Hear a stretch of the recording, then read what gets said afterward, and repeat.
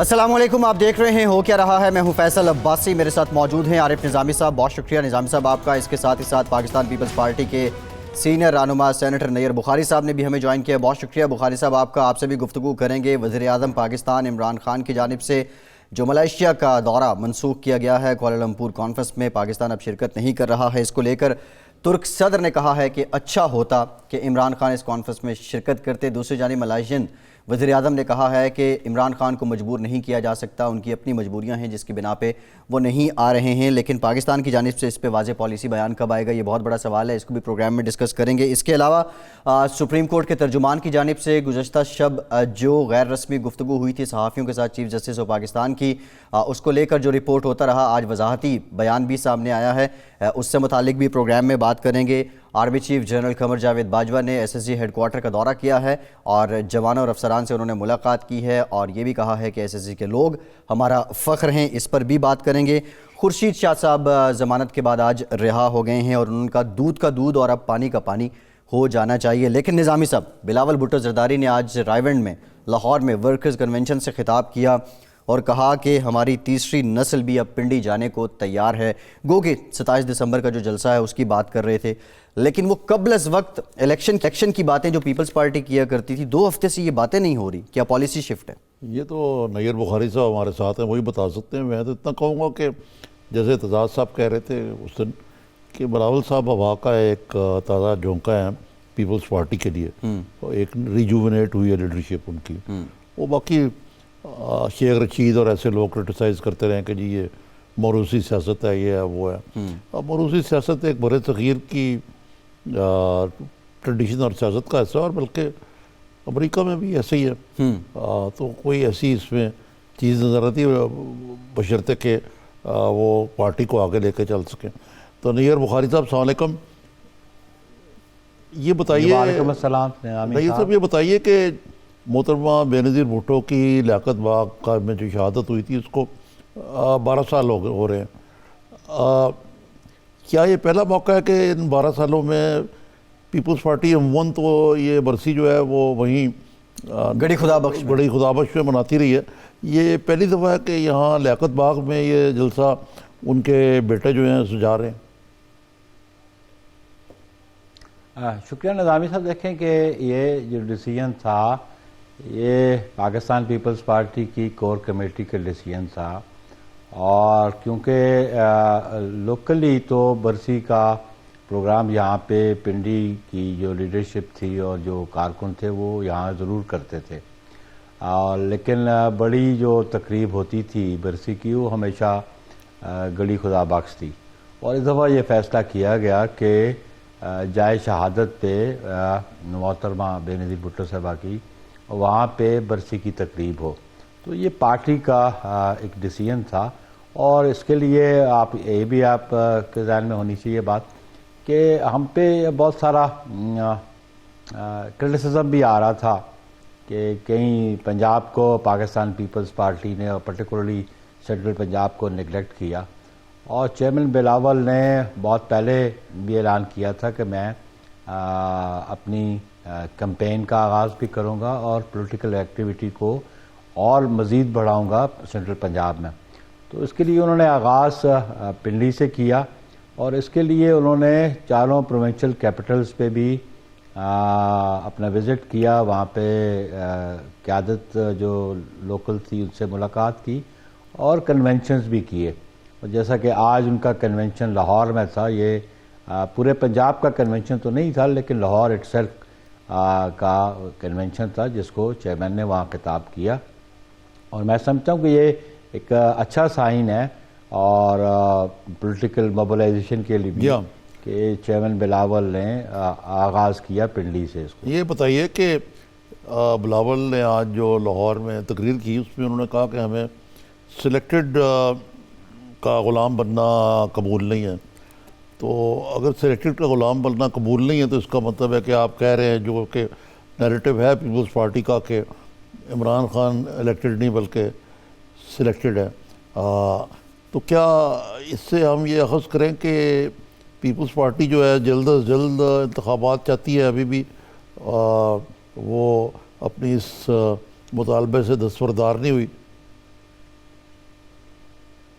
دیکھیے یہ موقف تو جو چیئرمین بلاول نے جو پہلے دن جس دن اوٹ ٹیکنگ سیرمنی تھی اور اوٹ ٹیکنگ سیرمنی کے بعد جو پرائم منسٹر کا الیکشن کا پروسیس ہوا تو اس میں انہوں نے ایک ورڈ یوز کیا تھا سلیکٹڈ، اور جس پہ خاصی ڈیسک تھمپنگ ہوئی، اور ایون پرائم منسٹر خود نے بھی وہاں پہ ڈیسک تھمپنگ کی تھی. آپ اگر وہ کلپس نکال کے دیکھیں تو آپ کو نظر آ جائیں گے.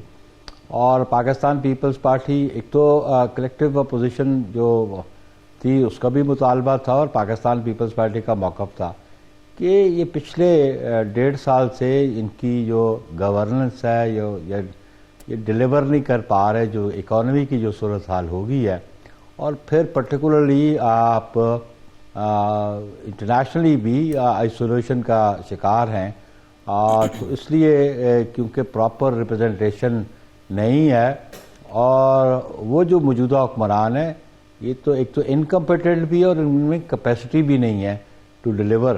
تو اس لیے جن حالات میں آج ملک ہے تو بہت ضروری ہے کہ نئے انتخابات ہوں اور نئی قیادت سامنے آئے، لیکن فری اینڈ فیئر الیکشن کے ذریعے.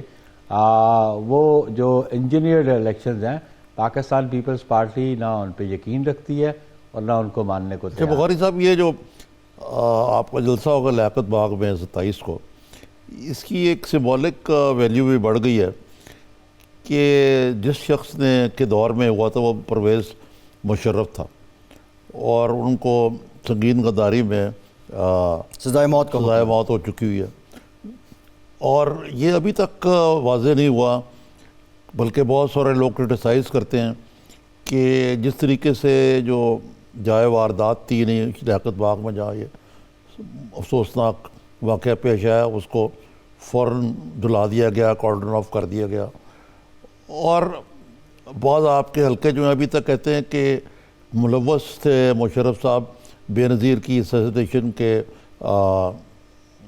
سارے سازش میں، لیکن اس کی کوئی ابھی تک کوئی کانکریٹ ایویڈنس بھی سامنے نہیں آیا. جی.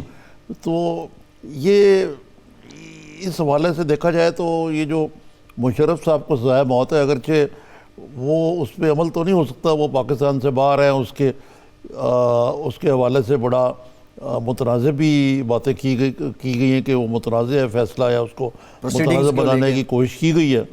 تو لیکن آپ کے نزدیک تو یہ تھوڑا سا پوئٹک جسٹس نہیں ہے یہ مشرف کی سنگین غداری؟ یعنی پہلے یہ شخص ہیں جو آرٹیکل 6 کی خلاف ورزی پہ جنہیں سزا ہو رہی ہے.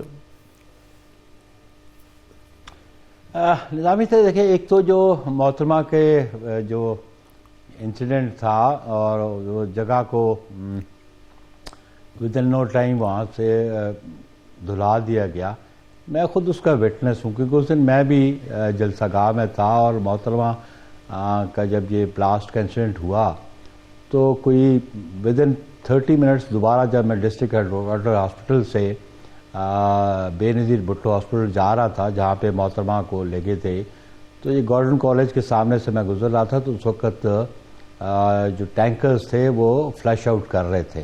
تو اس کا تو میں خود وٹنس ہوں کہ میرے سامنے ہی وہ دھلایا جا رہا تھا، اور آبویسلی اس پہ مقدمہ بھی بنا ان کے خلاف، اور پھر کیونکہ ان کو ان ایبسینشیا ان کو سزا نہیں سنائی گئی کہ وہ تو پیش نہیں ہوئے، لیکن باقی پولیس افسران کو سزا بھی ملی، اور ان کو بیل پہ بھی وہ آگے ہائی کورٹ سے اپیل میں گئے ہوئے ہیں. ابھی یہ جو فیصلہ ہے اسپیشل کورٹ کا آرٹیکل 6 کا ہے، آپ یہ دیکھیں کہ ایک ہوتا ہے جرم کا ارتکاب، اور پھر دوسری بات ہے اس جرم کو کورٹ آف لاء میں اسٹیبلش کرنا. یہ دو باتیں ہیں. بلا شبہ جرم کا ارتکاب تو ہوا 3 نومبر کو، بلکہ 12 اکتوبر کو بھی ہوا تھا، اور جو 3 نومبر کو ہوا اس پہ ڈیبیٹ تو لوگ کر رہے ہیں فار اینڈ اگینسٹ کہ آرٹیکل 6 وائلیٹ ہوا کہ نہیں ہوا، اور پھر یہ باتیں بھی ہو رہی ہیں کہ جی ابینس والی جو پروویژن تھی یہ 18th امینڈمنٹ میں آئی. لیکن میں یہ سمجھتا ہوں کہ 3 اکتوبر کے بعد ایک PCO جاری ہوا، تو پروویژنل کانسٹیٹیوشنل آرڈر جس 3 نومبر کے بعد، اس کے نیچے نئے ججز نے اوتھ 3 نومبر کے بعد نومبر ہاں جی ہاں جی سر 3 نومبر 2007 کی میں بات کر رہا ہوں. جی بالکل 2007 کی بات کر رہا ہوں. اور اس پہ دیکھیں کہ جب پروویژنل کانسٹیٹیوشنل آرڈر تھا جس کے نیچے ججز نے نئی اوتھ لی, تو اگر اوتھ درکار ہی تھی, ضروری لینی تھی, تو اوریجنل کانسٹیٹیوشن پہ آ جاتی. تو کیا ضرورت تھی پی سی او کا؟ میننگ دیر بائی کہ 1973 کا کانسٹیٹیوشنل آپریٹو نہیں تھا, ان فیلڈ نہیں تھا. پروویژنل کانسٹیٹیوشنل آرڈر آیا جس کے نیچے ججز کو اوتھ لی, نئی ججز نے اوتھ لی, چیف جسٹس نئے بنے, اور سابقہ ججز جو تھے بہت سارے ان کو ہاؤس ریسٹ بھی کیا گیا. تو پریکٹیکلی اسپیکنگ تو آپ دیکھیں کہ 1973 کا کانسٹیٹیوشن آپریٹو نہیں تھا, اور آرٹیکل 6 اس میں پہلے بھی موجود تھا. تو اپریٹلی ایک جرم کا ارتکاب ہوا. اس جرم کو اسٹیبلش کرنا کورٹ آف لاء کا کام تھا. اس پروسیڈنگز پہ بہت سارے آبجیکشنز آ رہے ہیں. جی اپیلیٹ فورم ہے, اس پہ اپیلیٹ فورم ڈیسائیڈ کر لے گا. لیکن میں یہ سمجھتا ہوں کہ فار اینڈ اگینسٹ ہر مقدمے میں اوپینین فار اینڈ اگینسٹ ہوتا ہے. وہ بھی آج میں سمجھتا ہوں کہ اس کے فیوچرسٹک ضرور امپلیکیشنز ہیں. یہ نظامی صاحب آپ ضرور ذہن میں رکھیں کہ ایک ریسٹرینٹ ضرور محسوس کی جائے گی فیوچرسٹک, کہ کورٹس جو اگر آزاد عدلیہ ہو تو وہ یہ فیصلے بھی کرتی ہے.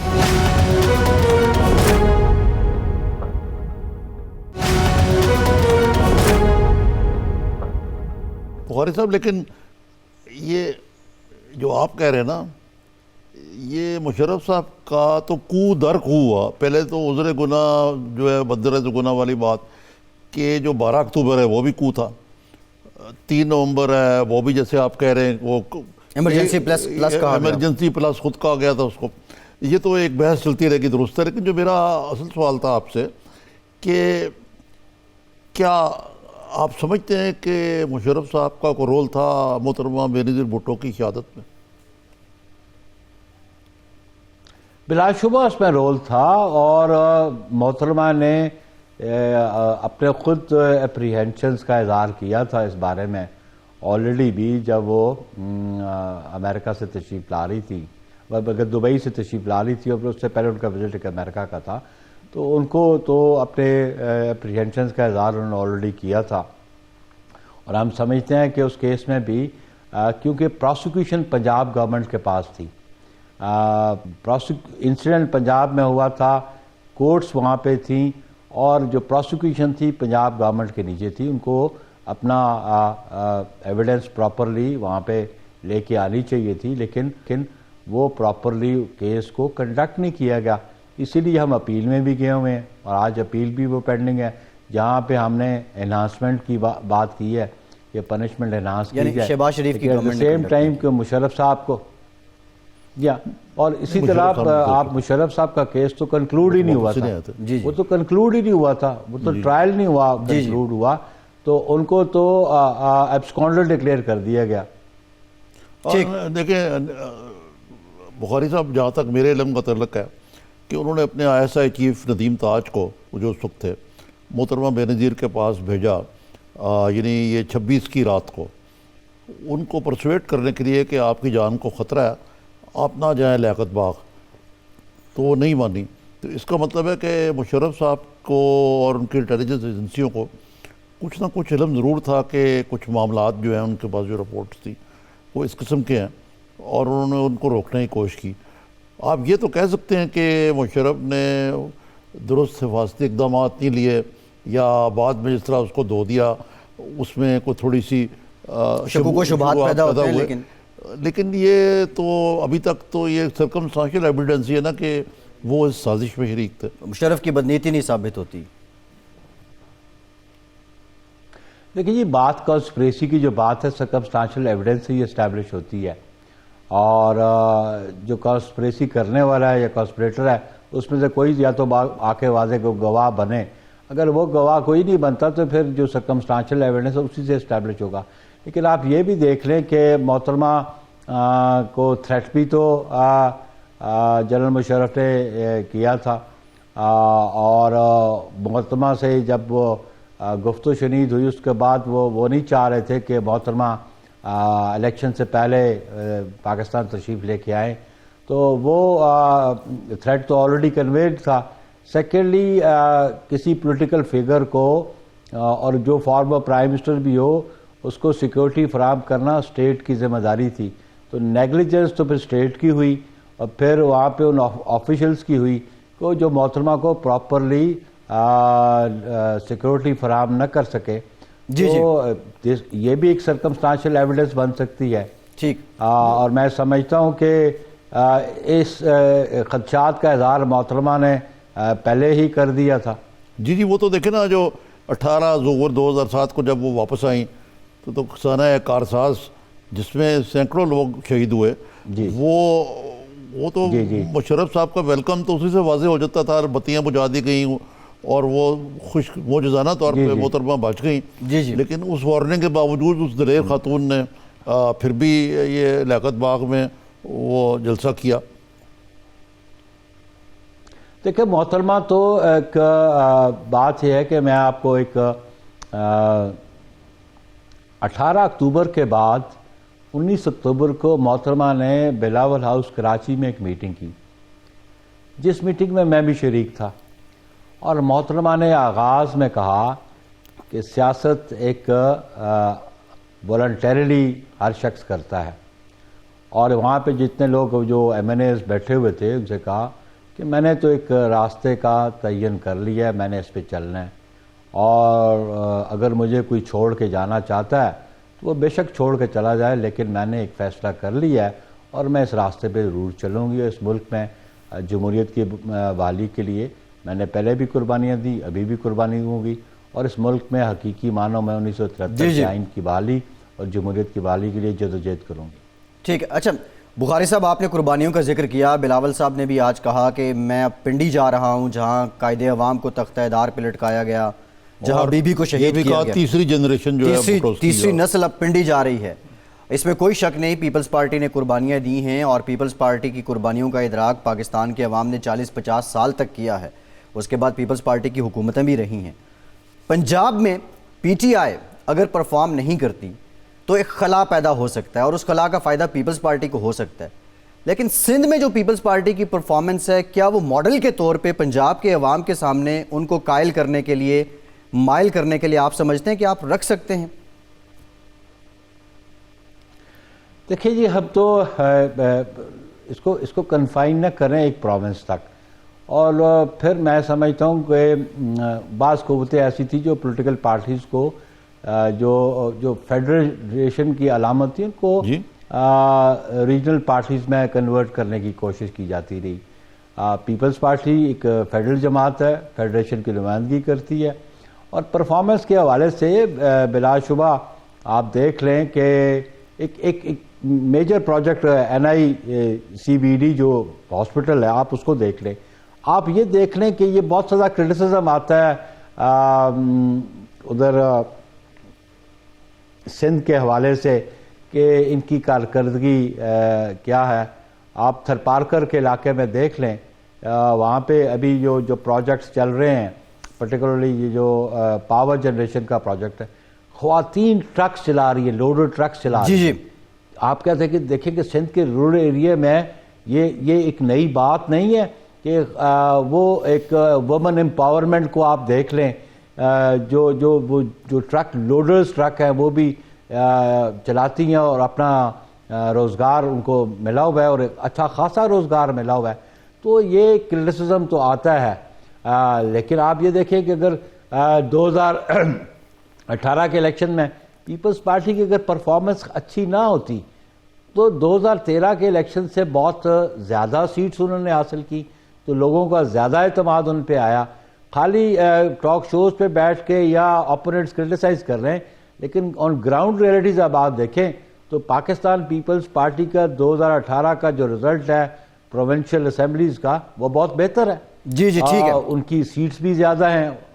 ٹھیک ہے بخاری صاحب ایک بریک لیتے ہیں. لوگوں کا اعتماد تو اسی سے نظر آتا ہے. ٹھیک ہے بخاری صاحب ایک بریک لیتے ہیں. بریک کے بعد تو خورشید شاہ صاحب سے متعلق بات کریں گے، اور اس کے علاوہ ایک تو کارکردگی ہے، لیکن جو ایک سینٹیمنٹس کا لگاؤ ہے پاکستان کے عوام کا پاکستان پیپلز پارٹی کے ساتھ، کیا جیالہ پھر سے جاگے گا، اور اگر جاگے گا تو اس کے لیے کرشمہ ساز کون ہوگا؟ بریک کے بعد اس پہ بات کرتے ہیں۔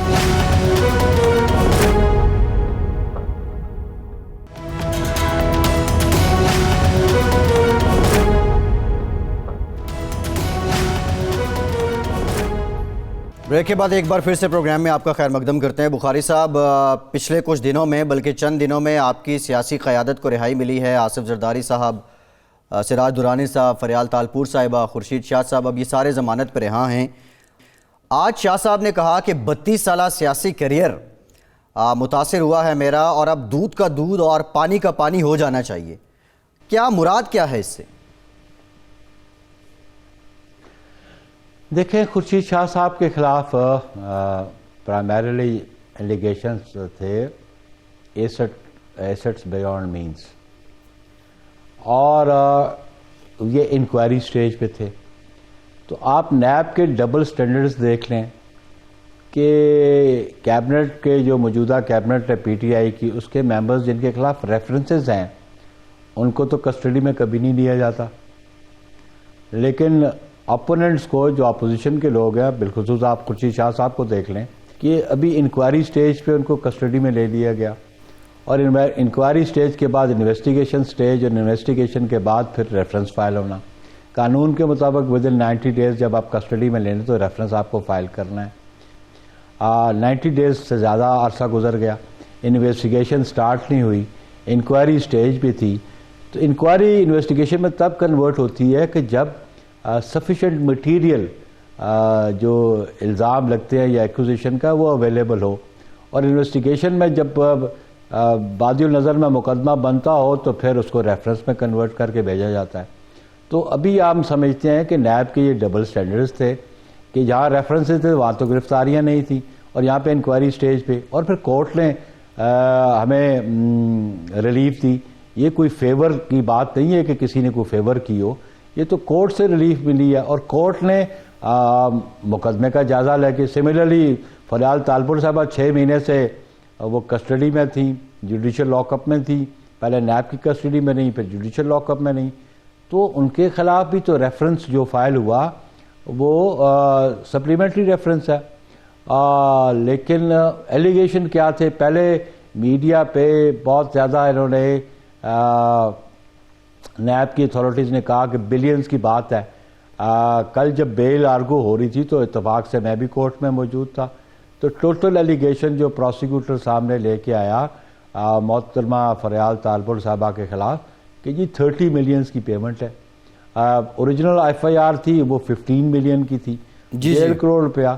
تو اس پہ تو انہوں نے اومنی گروپ کا کیٹیگوریکلی کہا کہ یہ فارمرز ہیں، شوگر کین گروورز ہیں، اور شوگر کین گروورز نے جو اپنی شوگر کین ان کو فروخت کی، اس کی پیمنٹ تھی۔ اس کے علاوہ آپ کل کا آرڈر دیکھ لیں، پرسوں کا جو بیل آرڈر ہے، جج صاحب نے کہا، اور اس کو اپنی آبزرویشن ہے ڈویژن بینچ کی، تو پروسیکیوشن کو تو اپنے پاؤں پہ کھڑا ہونا ہے، تو پروسیکیوشن تو اپنے پاؤں کے کھڑا نہیں ہو پا رہا، کورٹ میں اسٹیبلش کرنا بعد کی بات ہے۔ ابھی باد النظر میں مقدمہ سامنے وہ نہیں لا سکے، یہ ریلیف ملا ہے، اور ریلیف ملا ہے، یہ فیور نہیں ہے۔ جی صحیح ہے، آپ یہ تو کورٹس کے ذریعے ملے آپ کہہ رہے ہیں، لیکن ایک نیریٹو یہ بھی ہے، تاثر دیا جا رہا ہے کہ یہ باقاعدہ پیپلز پارٹی کو فیور کیا گیا، اور پیپلز پارٹی کی کوئی انڈرسٹینڈنگ ان دی آفنگ ہے، اور پیپلز پارٹی حکومت سے کوآپریٹ کرے گی، یہ آرمی چیف کے ایکسٹینشن کے معاملے میں اور دیگر معاملات میں قومی اسمبلی کے اندر کوئی تعاون بڑھائے گی حکومت کے ساتھ لیجسلیشن میں، اور شاید اس کے ساتھ ساتھ شاید Peoples Party P M L N سے باوصف کوئی سولو فلائٹ کی طرف جا رہی ہے۔ دیکھیں، پہلے جی بات، اگر جو لوگ یہ بات کرتے ہیں میں سمجھتا ہوں وہ آن فیس آف اٹ وہ کنٹیمپٹ آف کورٹ کر رہے ہیں، وہ براہ راست ایک الزام عدالتوں پہ لگا رہے ہیں یا عدالتوں کے فیصلوں پہ لگا رہے ہیں۔ پہلی بات تو یہ ہے۔ سیکنڈلی بات جو آپ نے کی لیجسلیشن کی، چاہے وہ چیف آف آرمی سٹاف کے حوالے سے، لیکن اس میں گورنمنٹ خود سیریس ہے، گورنمنٹ نے کوئی انیشیٹو لیا ہے؟ ابھی تک تو نہیں لیا، وہ انتظار کر رہے تھے تفصیلی فیصلے کا۔ نہیں، تفصیلی فیصلہ بھی آ گیا ہے، لیکن ان کا ایٹیچیوڈ کیا آپ یہ دیکھیں۔ جب یہ ججمنٹ آئی اس کے بعد جب کورٹ نے یہ کہا کہ جی اس کو پارلیمنٹ ایگزامن کرے اور وہ ایگزامن کرے اور پھر اس پہ لیجسلیشن کرے، اور کیونکہ ٹرم جو ہے اس کی آرمی چیف کی وہ اسپیسیفائڈلی انڈر دی کانسٹیٹیوشن اور even in the army act, تو وہ یہ کرے. لیکن میرا ایک سوال ہے نظامی صاحب، جو اختیار گورنمنٹ کو نہیں ہے، جو سپریم کورٹ کے جج صاحبان نے 3 ممبر بینچ نے کہا کہ جی وہ لا پرووائڈ نہیں کرتا ایکسٹینشن یا دوبارہ سے اس کو ری اپوائنٹمنٹ کی بات نہیں کرتا، تو ایگزیکٹو کے پاس یہ نہیں، قانون میں یہ بات موجود نہیں، تو پھر سپریم کورٹ نے کیسے 6 ماہ دے دیے ان کو؟ جی ہاں، نہیں یہ پرائمریلی اگر آپ اس کی جی اس کو نظامی صاحب، میں نے آئی ہیو گون تھرو جو ڈیبیٹ ہے آرٹیکل 243 کی، جو 73 کا جو بل تھا، 1973 کا جو کانسٹیٹیوشنل بل تھا، اس پہ کلاس بائی کلاس جو ڈیبیٹ ہوئی، آپ اس کو اٹھا کے دیکھ لیں 243 آرٹیکل کو. آپ کو دیکھنا پڑے گا کہ جی لیجسلیٹرز کی انٹینشن کیا تھی، فریمرز آف دی کانسٹیٹیوشن کیا وہ باخبر نہیں تھے اس بات کے؟ وہ 1962 کا کانسٹیٹیوشن بھی تھا، 56 بھی تھا، اور پھر بڑے کمپیٹنٹ لوگ وہاں موجود تھے. اس میں ایک آپ کو بات میں عرض کر دوں کہ جو اوریجنل ڈرافٹ تھا 1973 کے کانسٹیٹیوشن میں، اس میں جو پاورز تھیں وہ تھیں پرائم منسٹر کے پاس. افضل رنداوا صاحب ایم این اے تھے فیصل آباد سے، انہوں نے یہ امینڈمنٹ انٹروڈیوس کی، یہ ریکارڈ کی بات ہے کہ this power should be vested with the president, اور وہ امینڈمنٹ 90 ممبرز کی حمایت سے وہ پاس ہوئی.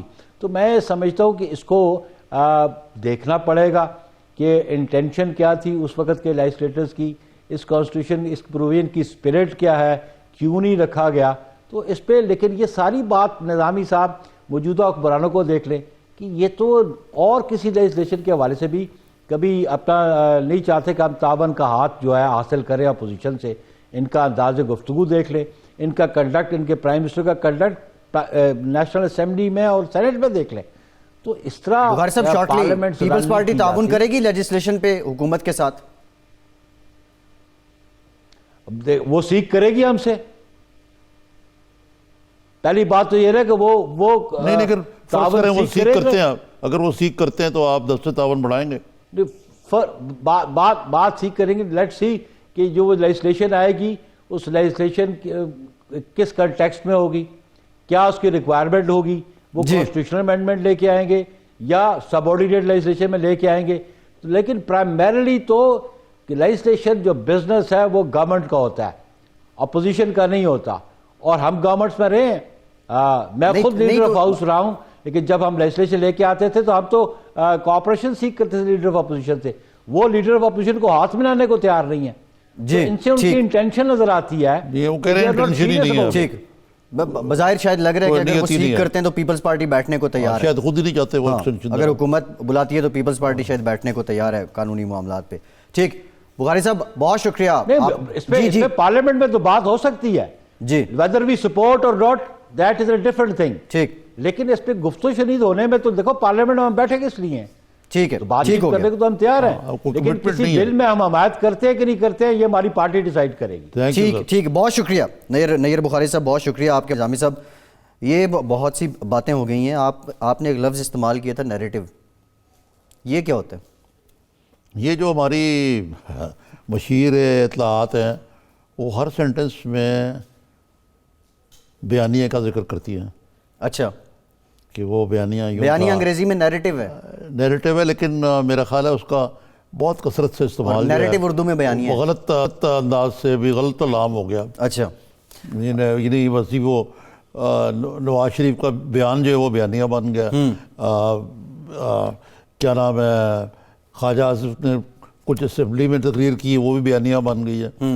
بیانیہ جو ہوتا ہے بیان نہیں ہوتا، وہ ایک باقاعدہ ایک سوچے سمجھے طریقے سے جو ایک قسم کا میسج جو دیا جاتا ہے. جی، جو باقاعدہ ایک نیریٹو ہوتا ہے، ڈرافٹ کی صورت میں ہوتا ہے. ہاں جی، بالکل، ایک مسودہ جو ہے وہ. لیکن ٹھیک ہے، آج کل انگریزی کے لفظ بھی یوز ہو رہے ہیں بڑے غلط طریقے سے ہونا ہے۔ ویسے کسی دن یہ پروگرام کریں گے جو وزیر انگریزی بولتے ہیں اور جس طرح پھر انگریزی کے ساتھ جو ہوتا ہے اور ایون اردو کے ساتھ بہت کچھ ہو جاتا ہے، بالکل۔ تو اس پہ بھی نظامی صاحب کس دن ہم پروگرام کریں وہ گے۔ شیخ رشید خاص طور پہ انگریزی کی بڑی کو زبان بڑا کرتے ہیں۔ جی جی، اچھا شیخ رشید صاحب کا آپ نے ذکر کر ہی دیا ہے، اور وہ آج بھی خیر خاصے برہم نظر آئے اور کہا کہ جس ادارے پہ ملک چل رہا ہے اس کی تصدیق کریں گے تو ری ایکشن تو ہوگا، جو کل کا فیصلہ ہے اس کے تناظر میں وہ بات کر رہے تھے۔ پھر اس کے ساتھ ساتھ انہوں نے یہ بھی کہا کہ یہ موروثی سیاست اور زرداری اس لیے لیڈر بن گئے کہ ان کی شادی بے نظیر بھٹو سے ہو گئی، اور پھر اسی طرح نواز شریف کے حوالے سے بھی کہ ضیاء الحق کی کوکھ میں بیٹھ کے یہ ان کی سیاست پروان چڑھی۔ آپ ترجمان تو کس کی ضیاء الحق کے کورٹ میں؟ نواز شریف صاحب کی۔ نظامی صاحب آپ کی بات کی ہے، بریک کے بعد ایک اور اہم معاملہ ہے کہ سیکنڈ ٹیئر لیڈرشپ تو نون لیگ کی بول رہی ہے، لیکن شہباز شریف کیوں نہیں بول رہے، اس پہ بات کرتے ہیں، ہمارے ساتھ رہیے۔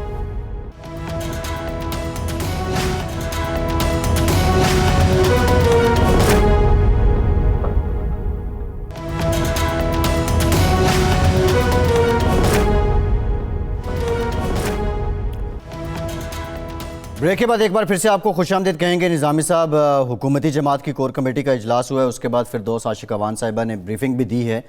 وزیر اعظم کا کوالالمپور نہ جانا، دورہ منسوخ کرنا، اس کو لے کر انہوں نے کہا کہ جو پاکستان کے اسٹریٹجیکل انٹرسٹ ہیں، جو مفادات ہیں، لفظ اسٹریٹجیکل نہیں ہوتا، اسٹریٹجک ہوتا ہے۔ اسٹریٹجک، یہ وزیر اطلاعات کو بھی تصحیح کر لینی چاہیے۔ یہ میں انہی کو کوٹ کر رہا تھا، اسٹریٹجک وہ سمجھ رہی یہ بھی کوئی سرجیکل ہے، ڈاکٹر ہے نا، وہ ڈاکٹر ہیں نا، لیکن بقول ان کے کہ اسٹریٹجیکل جو انٹرسٹ ہیں وہ جڑے ہوئے ہیں اور او آئی سی جو ہے وہ امہ کی یونٹی کی ایک علامت ہے، تو پاکستان نے ان کو ملوز خاطر رکھتے ہوئے نہ جانے کا فیصلہ کیا ہے بقول ان کے۔ کل کے پروگرام میں آپ نے کہا تھا کہ یہ جو سمٹ ہو رہا ہے اس کا مشورہ عمران خان صاحب نے مہاتیر محمد کو دیا تھا، اور عمران خان کے مشورے پہ یہ انیشیٹو لیا ملائیشین گورنمنٹ نے۔ اب یہ جواز جو آج فردوس عاشق اعوان صاحبہ نے پیش کیا ہے، اس کو کس حد تک قابل عمل، محترمہ نے فرمایا یہ کارگر سمجھ کہ خان صاحب نے کہا کہ پاکستان کے مفادات جو ہیں وہ او آئی سی کے ساتھ جڑے ہوئے ہیں، یہی کہا نا؟ جی جی، امہ اور امہ کے ساتھ جڑے ہوئے ہیں، امہ کی یونٹی او آئی سی کے ساتھ جڑی ہے، اور امہ سے مراد ہے او آئی سی اس کانٹیکسٹ میں۔ جی، تو اگر امہ کے ساتھ جڑے ہوئے مفادات، تو وہ ملیشیا میں کانفرنس ہو رہی ہے یا جاری ہے، بلکہ اب تو اس میں نہ جانے کی تو کیا تھی؟ کیا کوئی یہ مسلم امہ کے خلاف مسلمان محاذ بنا رہے تھے؟ اس کا تو ایجنڈا ہی یہی ہے کہ ہم امہ اسلام مذہب پہ بات نہیں کریں گے، ہم امہ کی بات کریں گے۔ امہ کی بات جی، کیا اور خان صاحب نے خود اس انیشیٹو کو سپورٹ کیا تھا، اگر لیا نہیں تھا تو بڑی انتھوزیسٹکلی سپورٹ کیا تھا، اور اس حد تک گئے تھے کہ انہوں نے کہا کہ یہ ویسٹرن جو میڈیا ہے یہ بڑا ہمارے خلاف جی جی جی، اسلاموفوبیا کو لے کے ایک پلیٹ فارم بنایا جائے، پلیٹ فارم بنایا جائے ختم کرنے کے لیے۔ ملیشیا، پاکستان اور ترکی مل کے ایک چینل بھی بنایا، جی جی، وہ بھی کھوکھاتے ہو گیا وہ معاملہ، یہ بھی وہ نہیں گئے۔ اچھا یہ بھی چلیں ٹھیک ہے، مان لیا، ٹھیک، کہاں آپ کتنے پرجوش تھے، اور دوسری طرف کہاں یہ حال ہے کہ آپ نے اپنے وزیر خارجہ کو بھی منع کر دیا جانے سے۔ جی جی جی، دیکھیں نا، باقی ممالک نے کسی نہ کسی لیول پہ ریپرزنٹیشن کی، آپ نے تو بائیک آؤٹ کر دیا اس کا۔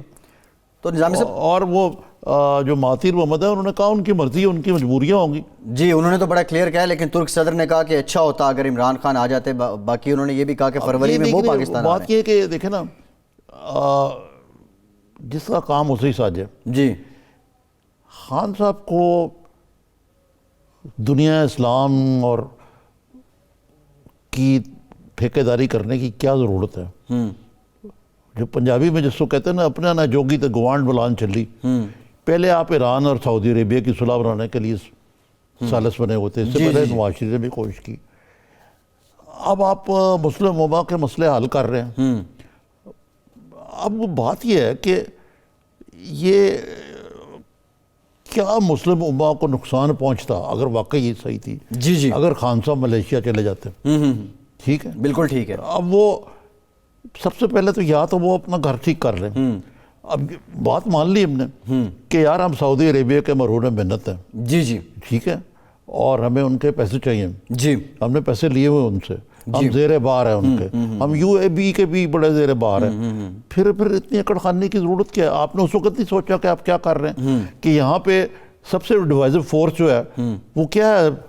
اچھا اس امہ کے لیے مجھے بتائیں جی، وہ اس وقت یہ ہے کہ آپ نے حوثی میں آپ مسلم کشی کر رہے ہیں کہ نہیں وہاں جی ایسے ہی یمن میں، جی اور سعودی عرب اور یو اے ای ایک طرف ہے، ترکی اور قطر دوسری طرف ہے، جی جی تو یا تو یہ پراؤں کی لڑائی جو ہے اس میں ہمیں کودنے کی کیا ضرورت ہے، ہم اپنا معاملات ٹھیک کریں، اور یا پھر آپ سب سے ٹھیک ٹھاک رکھیں، جی جی کیوں آپ کیمپ فالوئنگ کرتے ہیں؟ اچھا اور اگر یہ کر ہی لیا تھا گناہ بے لذت تو پھر قائم رہتا ہے۔ دوسرے بات یہ ہے کہ پاکستان کیا ایک بنانا ریپبلک ہے؟ خدا نہ خواستہ کہ پاکستان جو ہے ایک اسلامی ملک ہے، آبادی کے لحاظ سے، فوج کے لحاظ سے جس نمبر 4 اور بڑی مستعد پروفیشنل، دفاعی لحاظ سے کوئی اسلامی ملک پاکستان سے آگے نہیں، نیوکلیئر طاقت ہے آپ، جی اور آپ سعودی عربیہ کی سیکورٹی انٹرسٹ کو بھی آپ سپورٹ کرتے ہیں، پھر آپ اتنی ڈر بھی جاتے ہیں ان سے۔ اچھا یہ فردوس صاحب آپ بات کریں کہ پریشر میں کیوں آ جاتے ہیں؟ جی نظامی دیکھیں نا، جب اگر پریشر میں آ جاتے ہیں بات کرنے دینا یار، آپ شروع کیے تو مجھے بتائیں اگر ایٹمی دھماکہ ہوتا، اگر ہم پریشر میں آ جاتے کتنا پریشر تھا دنیا پہ؟ ایسا ہی ہے، تو کبھی کیا نہ خان صاحب ہوتے تو یو ٹرن لے جاتے جس طرح اب لیا انہوں نے؟ نظامی صاحب سوال یہ ہے کہ پھر حکومت یہ اسٹریٹجک انٹرسٹ کیوں کہہ رہی ہے؟ فائنینشیل انٹرسٹ، اکنامک انٹرسٹ، اگر آپ نے جب ذوالفقار علی بھٹو کو کیسنجر نے کہا تھا will make a horrible example, جی جی جی جی اور ری پروسیسنگ پلانٹ بند کر دیا، وہ ڈاکٹر قدیر کو ادھر لے کے آئے، جی جی جی تو ایٹم بم مت تھا، وہ کیوں نہیں کہتے بھٹو صاحب خیر کہ یار میں جان اپنی کیوں قربان کروں پاکستان کے لیے، جی جی میں یو ٹرن لے لیتا ہوں۔ جی وہ سب باتیں ٹھیک ہیں، لیکن پھر حکومت کلیئر کہہ دے کہ اکنامک انٹرسٹ ہے ہمارے سعودی عرب کے ساتھ، اس لیے ہم نہیں جا رہے، اسٹریٹجک انٹرسٹ، ایبسولوٹلی یہ بڑا کلیئر ہے۔ دوسرا یہ نظامی صاحب یہ بتا دیں، یہ جو حالات ہیں خارجی محاذ آپ دیکھ لیں، جو معاملات ہیں، آپ پاکستان کے اندرونی معاملات دیکھ لیں، بعد میں جائیں، یہ کیبنٹ میں آج انہوں نے خان صاحب نے سیر اصل گفتگو ہوئی ہے، بابر روان بھی تھے، اور وہ جو ظفر صاحب کے علی جی علی ظفر صاحب آئینی پہلو کل والے فیصلے کا دیکھا گیا، ہاں، لیکن وہ بڑا کوئی واضح موقف اس میں بھی سامنے نہیں آیا، انہوں نے کہا اس کو قانونی طور پہ دیکھا جائے گا، فردوس عاشق اوان صاحب کم از کم جو میں تھوڑا بہت بریفنگ سمجھ پایا ہوں۔ جی وہ ایسا ہی ہے، کور کمیٹی کی جو میٹنگ ہوئی ہے اس میں، کیبنٹ میں نہیں نظامی صاحب، ہاں سوری، کور کمیٹی میں جو ہوئی ہے، یہ سارے حالات بڑے سینسیٹیو ہیں، پولیٹیکل دیکھیں آپ اس وقت، فارن افیئرز آپ دیکھ لیں، ٹھیک ہے وزیر اعظم ہیں، لیکن اپوزیشن لیڈر آپ نہیں سمجھتے ان کو پاکستان میں ہونا چاہیے تھا، اور اگر وہ ہیں بھی نہیں تو ایک عجیب خاموشی ہے، سکوت طاری ہے شہباز شریف صاحب کی طرف سے، وجہ کیا ہے؟ شہباز شریف صاحب جو ہیں وہ یہ صرف ثابت کرنے پہ لگے ہوئے کہ میں سب سے اچھا ایچ ایم وی ہوں، ایچ ایم وی، ہز ماسٹرز وائس، میں قابل قبول شکل ہوں، جی ایکسیپٹیبل ہوں، آپ کا خادم، پہلے تو میں خادم اعلیٰ تھا، اب آپ کا بھی خادم اعلیٰ ہوں، تو اس لیے وہ اب یہ مشرف والے معاملے میں ان کی خاموشی اپنی جگہ پہ، اگر آپ دیکھیں حسن اقبال، خواجہ آصف، یہ تو دھڑلے سے بول رہے ہیں۔ دیکھیں یہ تو سیکنڈ ایئر ان کی لیڈرشپ ہے، انہوں نے تو ڈیفینڈ کرنا ہے، میڈیا میں بھی خود کو زندہ رکھنا ہے، لیکن بات یہ شہباز شریف صاحب کو سوچنا چاہیے کہ یہ ہمایوں کے سر پہ پھر بھی نہیں بیٹھے گی جس طرح وہ سمجھ رہے ہیں، حالات بڑی تیزی سے بدل رہے ہیں، ابھی تو یہ بھی شور نہیں ہے کہ موجودہ آرمی چیف کو ایکسٹینشن ملے گی یا نہیں ملے گی، قانون ملنا ہے، یہ وغیرہ ہونا۔ اچھا مریم بی بی کا ٹویٹر ایسے سنسان پڑا ہے، ایسا ویرانہ ہے جیسے کبھی کوئی یہاں تھا ہی بھائی انہوں نے میاں نواز شریف کو کنونس کر لیا ہوا ہے جی کہ میاں صاحب آپ کی جو جی ٹی روڈ والی لائن ہے غلط ہے، اس سے کچھ نہیں ملا، اب یہ آزما کے دیکھ لیں، میری گل سن لو، آپ نے اپنی کر لی، اب میری سن لیں، اور اس میں انہیں کچھ مل وہ ڈیپینڈنٹ بھی ہیں کہ وہ بیمار بہت زیادہ ہیں۔ ٹھیک ہے، اللہ جی ان کو صحت دے، نواز شریف صاحب کو اللہ صحت دے۔ نظام صاحب بہت شکریہ آپ کا وقت، آج کے پروگرام سے اتنا ہی، فیصل عباسی کو اجازت دیجیے۔